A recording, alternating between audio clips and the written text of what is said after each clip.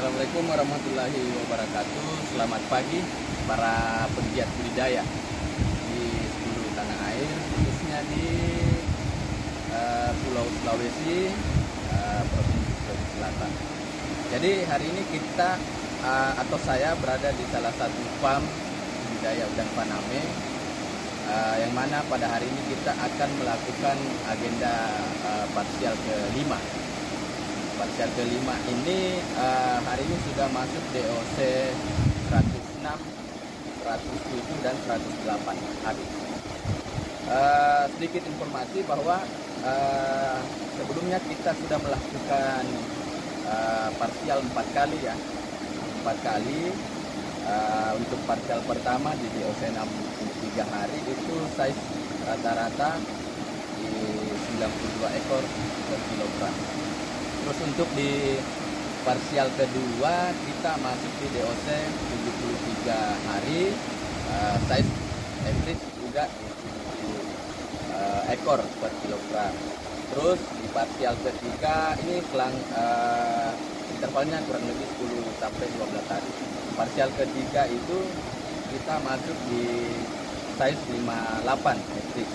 Kemudian parsial keempat masuk di size 43 sampai 46 ekor per kilogram.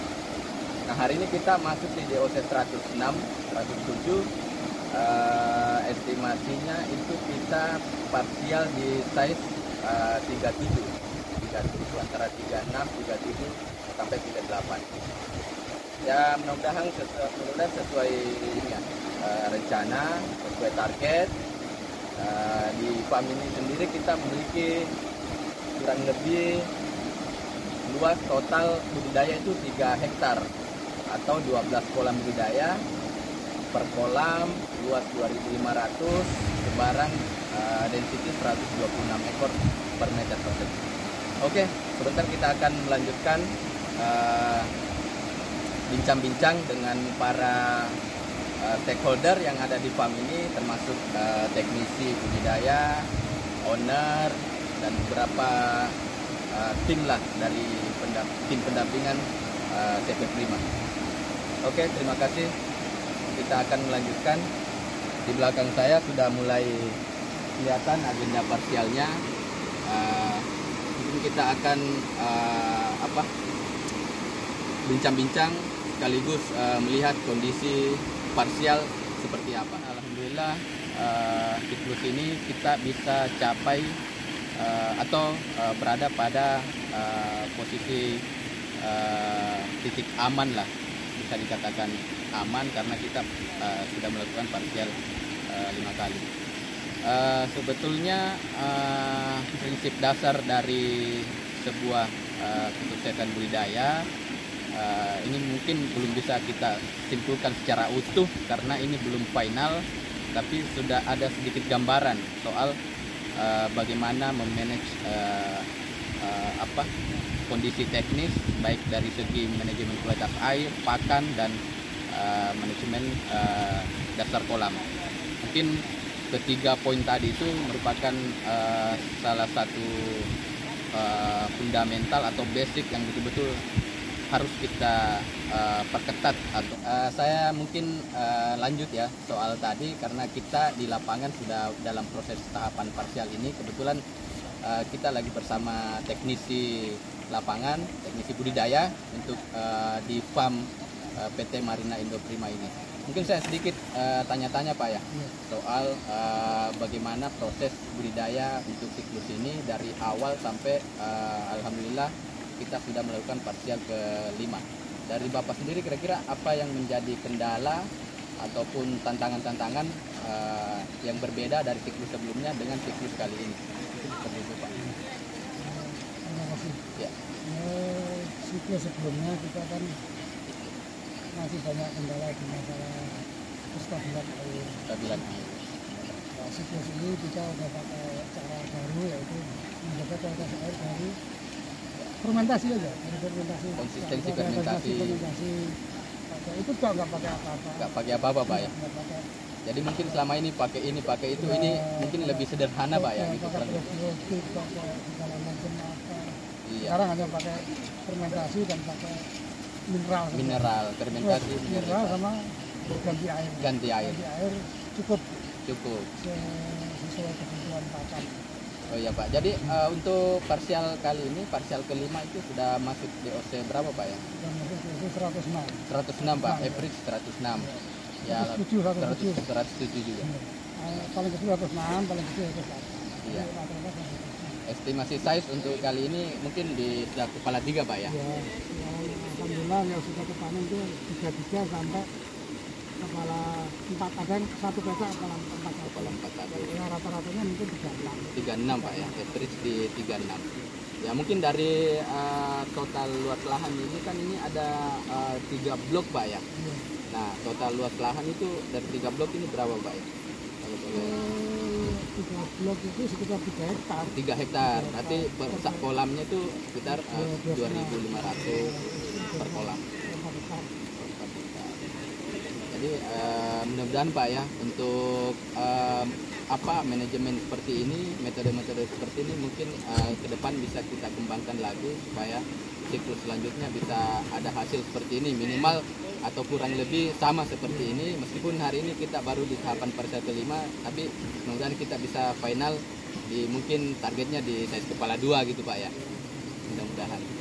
Iya. Ya, baru kali ini ada pakai sistem full memelihara plankton gitu. Memelihara plankton, kestabilan kita nggak main bakteri, tapi tetap muncul bakteri, tetap bisa banyak. Nah, isi pon tiap hari, ya kan manajemen kok dasar tambah. dasar tambah Intinya jadi ini dasar tambah terus manajemen plankton. plankton. Jadi tanpa menggunakan probiotik apapun di kolam sendiri muncul bakterinya gitu loh Pak. Jadi intinya di situ. Terus video juga bisa kita Tekan. Ya, mudah-mudahan lah Pak. Artinya hari ini kita parsial kelima. Mungkin selanjutnya ada agenda parsial sekali lagi Pak ya. Sekali lagi habis itu Baru panen total. Ya. Mudah-mudahan lah Pak sampai finish kita ada capaian target sesuai dengan yang diharapkan. Dan terima kasih Pak Ir. Oke teman-teman, jadi kita langsung menyaksikan di kolam proses parsial ini bahwa seperti yang disampaikan tadi sama teknisi budidaya kita Pak Irsadi, bahwa tantangan siklus kali ini cukup menarik karena untuk menjaga seluruh kualitas parameter itu menurut Pak Irsadi itu cukup simpel, karena kita cukup bagaimana menjaga kestabilan plankton, menjaga kebersihan dasar kolam.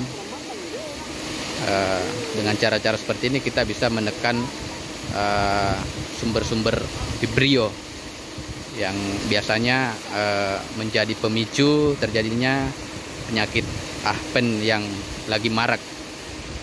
Mengenai penyakit ini sebentar kita akan juga berdiskusi atau bincang bersama salah satu tim TS dari CP Prima, kebetulan hadir di lokasi juga. Sekalian kita diskusi bersama owner atau pemilik farm ini, dimana suka duka selama beberapa siklus ini.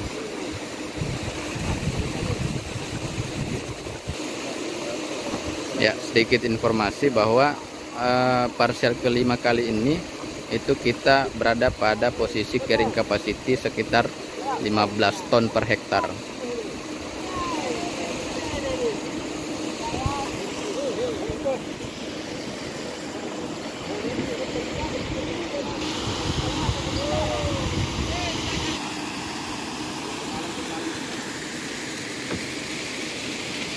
Jadi yang menjadi salah satu faktor penting juga dalam proses budidaya ini yaitu manajemen parsial ya.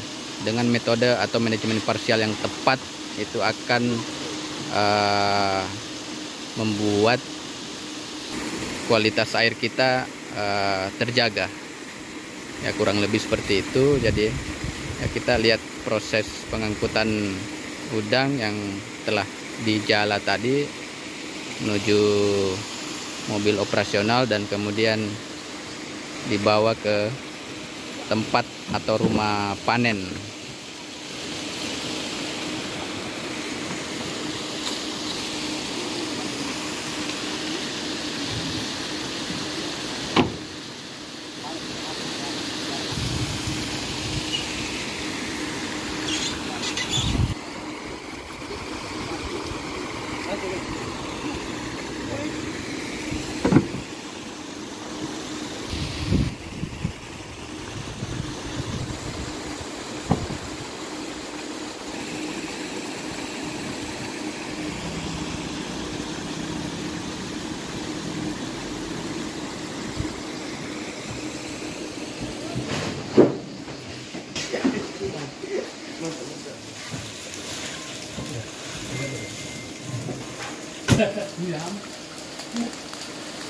Coba jadi dua panggungnya. Berarti satu angkutan beda, satu angkutan beda. Ya. Angkutan Itu belum. Ini juga beda ya. Kolam apa?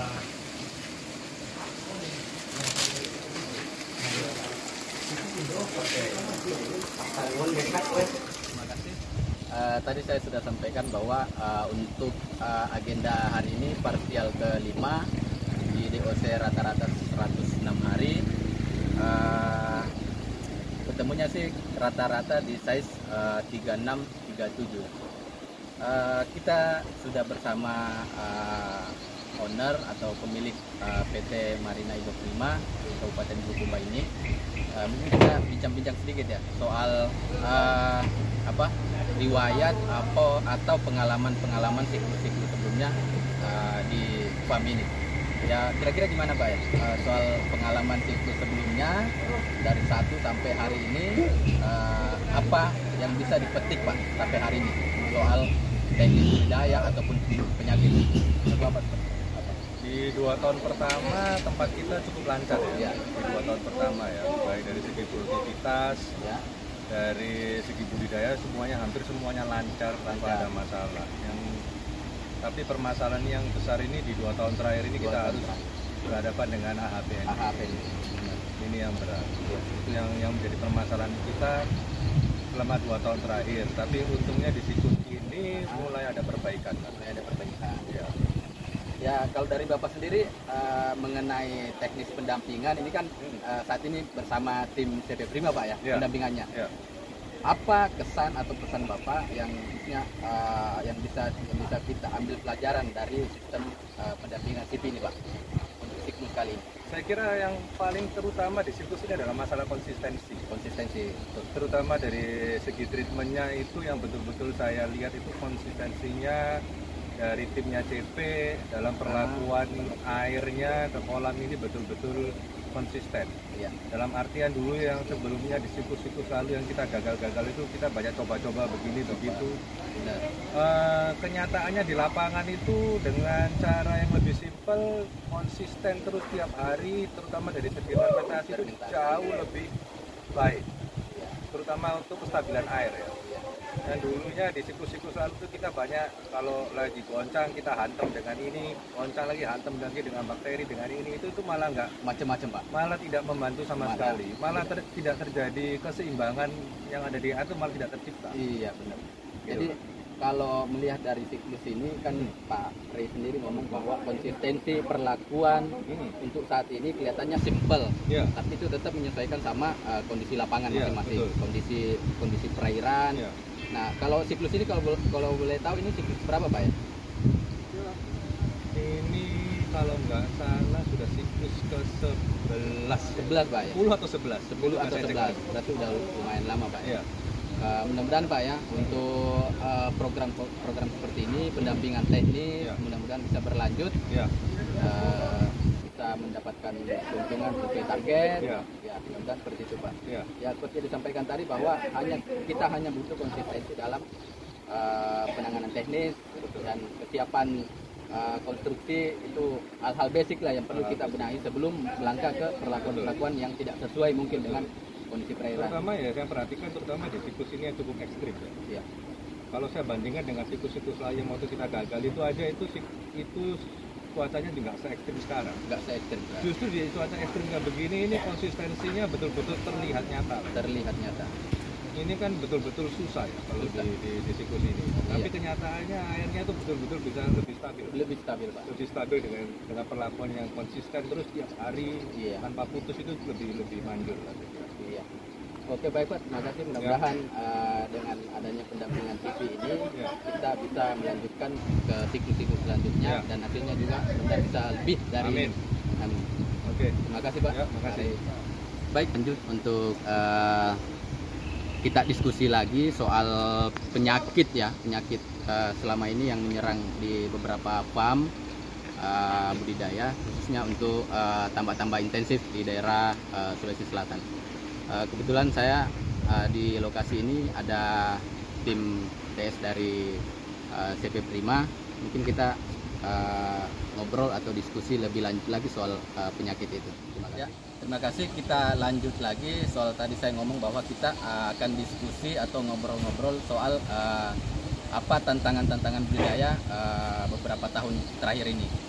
Sebelumnya kan Pak Ray atau owner tadi sudah menyampaikan bahwa beberapa siklus sebelumnya juga ada kendala-kendala teknis atau penyakit ahpen khususnya ya. Nah, sekarang saya sudah bersama Pak Zainul, salah satu tim TS CP Prima. Mungkin kita bisa ngobrol atau diskusi terkait ahpen ini Pak. Ya. Ya Pak.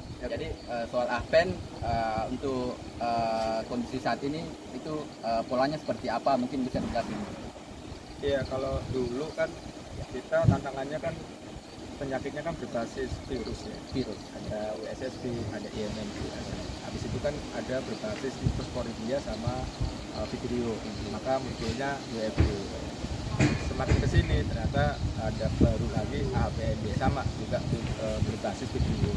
Nah, kalau sudah kita ada penyakit APND maupun yang berbasis Vibrio ini, maka mau nggak mau kan ini kan dasarnya dari organik, kelimpahan organik yang ada di lingkungan. Makanya saran kita untuk awal persiapan sampai budidaya, maka kita harus meminimalkan yang namanya lumpur, karena dia pusatnya organik di situ, kotoran di situ kan. Nah, makanya yang pertama adalah untuk APND sendiri, kalau bisa sih persiapan kita sudah surveillance pakai real time PCR. Jadi kita surveillance lumpur, kita surveillance sumber airnya di laut untuk memastikan bahwa awal-awal itu kita sudah sistem kita itu sudah negatif APND. Jadi misalnya kalau misalnya di situ terjadi positif, maka perlu penanganan lagi, pengeringan lagi yang lebih sempurna, perbaikan kondisi sehingga pada saat kita kebar itu memang sudah kita pastikan bahwa sistem kita itu sudah negatif APND. Jadi benar Pak ya bahwa untuk saat ini basicnya itu Vibrio. Jadi untuk penanganan di awal, surveillance untuk lingkungan itu sangat dibutuhkan. Penting sekali. Penting untuk di awal. Kemudian setelah itu baru kita melangkah ke stage selanjutnya. Ya betul. Nah untuk maksudnya selama ini selain ahpen ini Pak, kira-kira di beberapa farm atau dampingan Paden ini jenis penyakit apa lagi yang masih ada muncul selain ahpen Pak, yang basicnya juga dari Vibrio itu? Saya kira yang sekarang lagi banyak menyerang di beberapa farm di Indonesia kan ahpen memang. Ahpen. Jadi kita nanti nggak tahu ke depan muncul yang baru lagi seperti apa. Jadi artinya gini, yang penting itu adalah kita mengetahui sebenarnya pemicunya ahpen ini dari mana dulu, gitu kan? Maka pemicu itu yang harus kita tutupi, gitu. Ya, jangan sampai beberapa pemicu itu ada sehingga outbreak APND. Makanya kalau kita amati, kita pelajari, kita teliti bahwa sebenarnya kondisi organik ini muncul di awal-awal itu karena memang rata-rata karena ada drop plankton. Nah, pada saat drop plankton itu sehingga ada penumpukan organik di situ. Nah, pada saat kita cek ternyata nilai Vibrio-nya itu tinggi, yang hijau maupun yang kuning. Itu sudah warning, gitu ya. Sudah warning. Makanya saran kami pada saat mau tebar itu kalau bisa sih kecerahan itu sudah di kisaran 50-60 dan kalau bisa pada saat budidaya, mulai awal budidaya itu kalau bisa sih tidak ada lumpur di situ. Tidak ada. Kita cek. Jadi yang dulunya kita cek lumpur itu kan 20 hari, 25 hari. Nah, sekarang kita cek lumpur itu 2 hari kita cek. Lebih maju lagi. Lebih maju lagi kita cek. Kita memastikan bahwa yang namanya organik atau lumpur di kolam ini nggak ada. Nggak ada. Itu. Kalaupun memang 5 hari sudah ada, ya kita harus pakai buang sentratin maupun lewat sipon. Lewat sipon. Jadi yang pertama itu jaga kestabilannya, karena apa? Organik ini, PND ini dari organik. Organik ini dari mana? Itu harus dijauh dulu. Ya, organik ini rata-rata dari awal-awal di plankton drop. Nah ini yang akhirnya plankton drop menaikkan nilai video, akhirnya positif, akhirnya ada kematian harian di situ. Benar Pak. Gitu. Saya kira seperti itu. Jadi saya rasa untuk penanganan hal-hal seperti ini memang startingnya itu di basic ya. Betul. Jadi basicnya itu dari awal kebersihan lingkungan, kebersihan dasar kolam, kestabilan plankton, Ya. baru kita ngomong yang lain. Betul. Jadi menurut saya hal-hal seperti ini mungkin ke depan bisa lebih dimaksimalkan lagi Pak ya. Betul. Ada satu lagi yang penting, itu adalah manajemen tandon. Manajemen tandon. Kadang ini yang agak diabaikan sama beberapa petambak itu manajemen tandon. Kita tahu bahwa tandon juga harus bersih, karena itu termasuk salah satu bagian dalam sistem kita. Nah, makanya menurut saya tandon ini harus benar-benar dirawat. Konstruksinya juga harus benar-benar bagus, sehingga tandon ini tidak menjadi pemicu baru dari vibrio. Ya, itu penting. Penting Pak. Jadi mudah-mudahan dengan cara-cara seperti ini, pola-pola seperti ini, selain farm ini, mungkin di farm-farm selanjutnya kita bisa terapkan. Ya. Mudah-mudahan sesuai kondisi lingkungan, mudah-mudahan bisa tercapai sesuai yang kita inginkan. Ya, mudah-mudahan di Sulawesi ini kan, Sulawesi Selatan ini kan banyak kasus-kasus APND. Mudah-mudahan kedepannya dengan perbaikan konstruksi, dengan perbaikan tandon, sistem budidaya dan sebagainya, mudah-mudahan sih ke depan bisa lebih aman lah. Aman daripada APND. Oke, terima kasih Pak atas waktunya. Terima kasih banyak. Jadi selesai sudah agenda parsial hari ini. Hari ini kita tadi itu mulai parsial di pagi hari kurang lebih jam 8 pagi sampai sore hari ini jam kurang lebih jam 5 sore ya. Jadi dari total 12 kolam ini kita menyelesaikan parsial kelima ini kurang lebih 10,2 ton dari 12 kolam. Untuk size average rata-rata itu ketemu di size 37 ekor per kilogram. Soal agenda selanjutnya mungkin seperti yang disampaikan tadi dari beberapa diskusi termasuk teknisi budidaya tadi, bahwa kita akan atau masih punya target satu kali parsial lagi, yaitu parsial ke-6 kira-kira 12 hari ke depan ya. Teman-teman, kita telah selesai. Jadi mungkin hari ini dari beberapa perbincangan tadi saya sedikit bisa menyimpulkan bahwa kesuksesan dalam proses budidaya itu secara umum kita harus bisa menjaga kestabilan lingkungan. Nah, kestabilan lingkungan tadi itu disebutkan bahwa mulai dari layout konstruksi yang tepat, kemudian manajemen kestabilan plankton, manajemen dasar kolam, entah itu sipon, tap ventral dan lain-lain, dan konsistensi dalam penumbuhan plankton agar plankton kita bisa stabil, semua parameter bisa stabil, udangnya bisa makan dan tumbuh. Kita akan ketemu lagi di agenda-agenda parsial selanjutnya. Kalau untuk di farm ini dilanjutkan di kurang lebih 12 hari ke depan. Terima kasih, selamat sore, salam sukses budidaya.